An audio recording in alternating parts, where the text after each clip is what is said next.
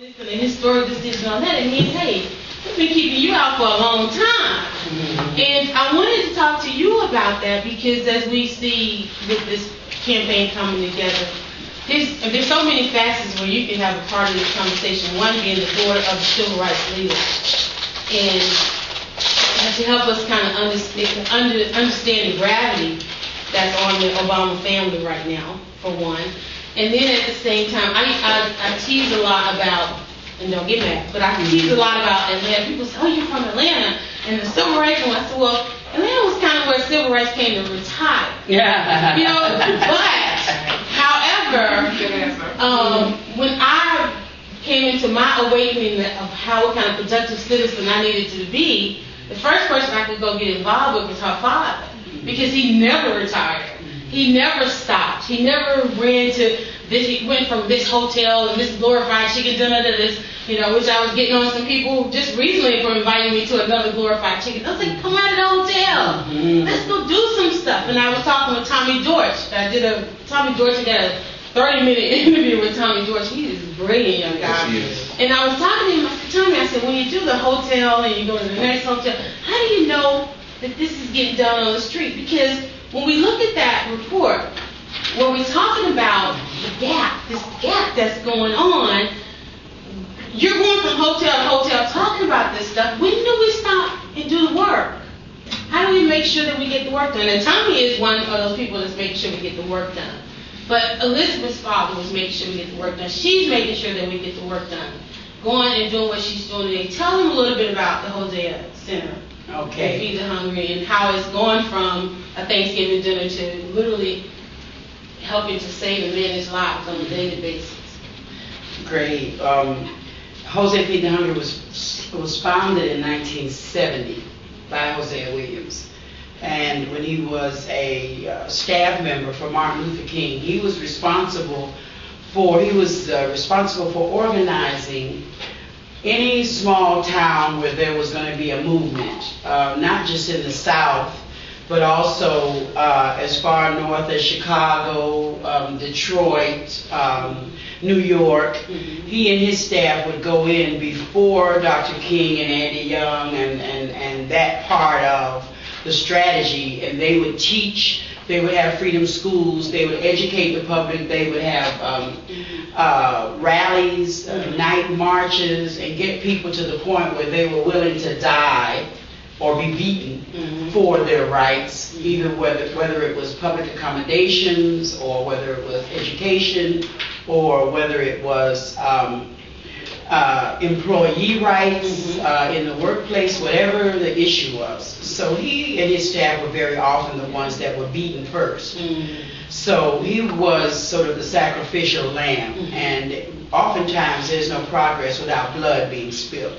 So once they were beaten and they were, the press would pick it up, then Dr. King would have Andy Young or Bevel or some other negotiator go in and say with the town fathers, well, you know, this is a movement has occurred in your town.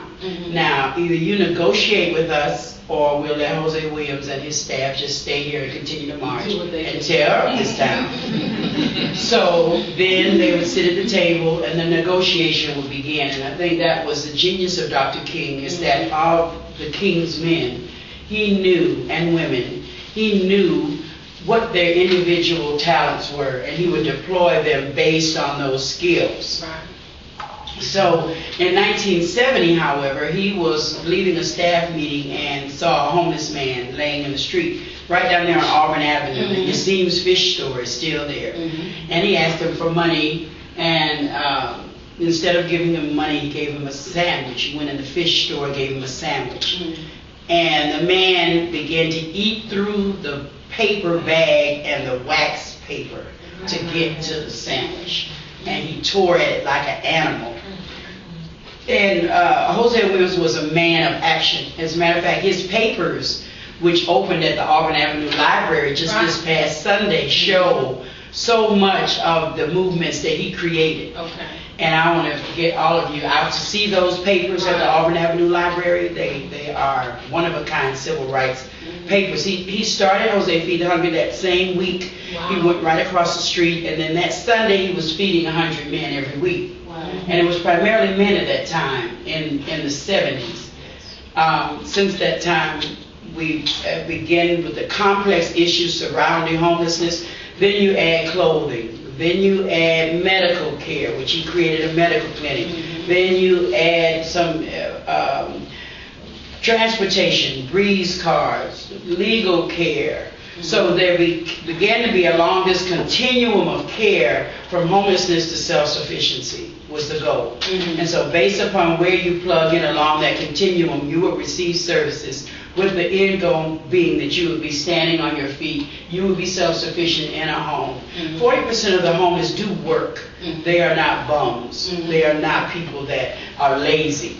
They are people that, but for the grace of God, could be any one of us. Right. Because if we miss 4 or 5 paychecks, if we don't have health insurance, and we get sick, mm-hmm. and then we go through our savings, paying for our health care, or someone else gets sick, and then you never know who will be out there. Mm-hmm. So many times you find people with PhD degrees that are homeless. You find doctors, you find lawyers, people that say, I had a house. Mm-hmm. So during all those years, Hosea Williams was a civil rights worker. He was a city councilman. He was a DeKalb County commissioner. Mm-hmm. He served in the state legislature for 12 years, and my mom right by his side. Mm-hmm.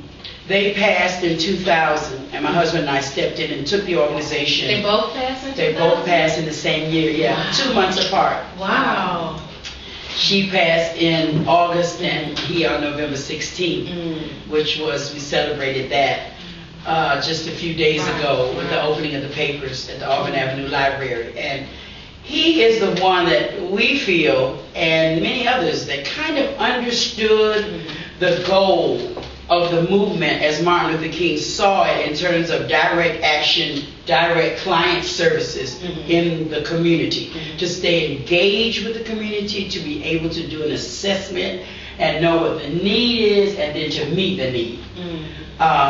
It doesn't take studies and conferences and books and all of this. That's what I was going to ask, because when we think about foundations, I mean, the name recognition, you could be in a penthouse, you know, with the foundation of a Hosea Williams Foundation, and just, you know, sign the checks and do things. But you guys are there every day, meeting people face to face. Why? Well, we have to meet the need, period. We don't need to study the need. We need to meet the need. Right. So we see 90 families a week at Hosea Feed the Hungry, every week, all year long. Now, in the last 3 months, we found that families start lining up for services at our office at 5 a.m. And we don't even open until 10.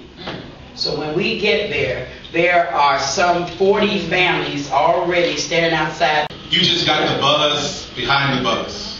Now spread the buzz.